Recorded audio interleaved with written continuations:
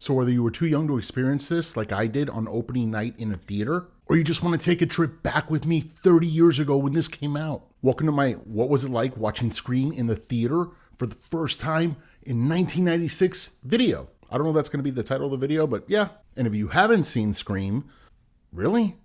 I'm absolutely going over spoilers, but also why this movie was so mind-blowing and why it's such a landmark film that honestly just changed the genre. And I might as well in the end also rate it using my super sophisticated 5-star rating system, because why not? I never reviewed this, and this movie's freaking fantastic. And to really appreciate this, dude, we have to go back to where this genre was at the time.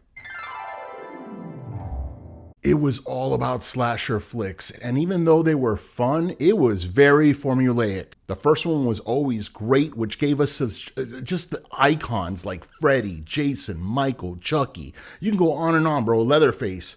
And then the studio would be like, you know what, horror movies they're cheap to make. We're just gonna keep making sequels and make them and make them and make them. And yeah, dude, there was a stretch with some of these franchises where they would just churn out a movie once a year. And they would just keep doing it with just recycled crap till somebody ended up in space or New York or some crap. And yeah, it was just rinse and repeat, very minimal effort, no creativity. Don't get me wrong, there were still a ton of fun to watch, bro. That's why we have fans. But it was all about like, oh, how good are like the, those things. Yeah, that's all you care about, really. Nobody walked out of Jason Takes Manhattan talking about character development is all I'm saying. And no matter how many times the villain died, the hand would come up, the mask, something would happen, and you'd be like, oh, yeah, there's going to be another part. Yep. And then came Scream. In our amazing theaters that didn't have recliners, there was no app on the phone, you had to go get the food, and it was a freaking hot dog and popcorn, dude. And some of what I'm going to go over, you've seen in this franchise over and over and over again, but let me just tell you, when you first see it, it was mind-blowing. But yeah, back in 1996, the advertising was all about Drew Barrymore, bro. She was in the poster.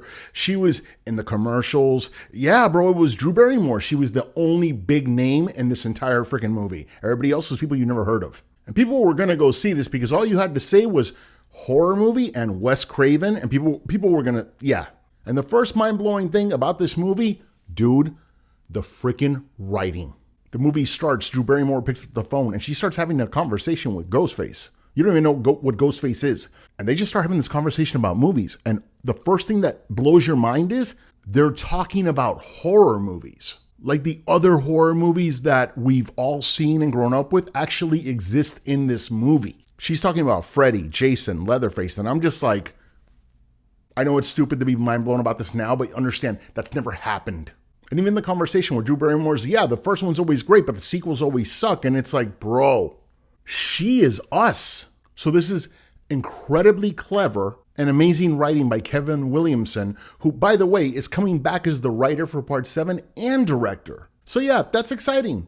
But horror movies back then didn't have this kind of exchange that was clever and witty. Ghostface's voice was also unique because it was like calming, but also threatening at the same time. Like it was creepy and it just kind of drew you in.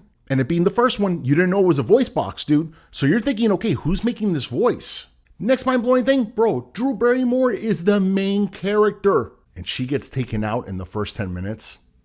I even had a hard time believing it. I'm watching the movie and like he catches up to her and he goes, and he gets her. And I'm like, ooh, maybe this movie's about like a year later she recovers. And I'm like, okay, like he's getting her again and again. I'm like, I don't know, is she gonna come back from that? And yeah, no, all of a sudden you see her like hanging on the tree and you're like, I'm like, bro, she's not gonna be in the rest of the movie or a sequel. And it did dawn on me, they did this in Psycho with Janet Leigh as the main character. Fun fact, Janet Leigh is Jamie Lee Curtis's mom. So yeah, her daughter ended up being like a scream queen. That's cool. But yeah, in the movie Psycho, like the in the freaking shower scene, that Psycho did it, but at least she made it like halfway through the movie, a third through the movie. I don't know. Drew Barrymore didn't make it to the freaking title card, bro. Like as soon as she's done, it's like, oh, movie Scream. Hey, movie just started and we have a bunch of characters we've never seen before. So all bets are off, clearly. And listen, man, Wes Craven did a great job picking these actors. Because in slasher flicks, it was always like, oh, who's the next group of generic characters? You got the final girl, you got the hunk, you got the geek, you have the girl that shows her boobs. And yeah, it's the same like rinse and repeat crap. In Scream, We cared about every single one of these characters. No character was wasted. Each one had their own personality. They had their own engagement. You felt these people actually hung out together. There was something that it felt real. And something that totally adds to it is that you're thinking you're going to watch a slasher flick? Bro, the first Scream, honestly, it was a whodunit mystery within a slasher flick. And you really do spend this movie trying to figure out who's the killer? Who's the killer? And the movie does this clever because it keeps throwing curveballs at you. Like, yeah, you thought that was the killer, but it's not. You thought that guy was, but it's not.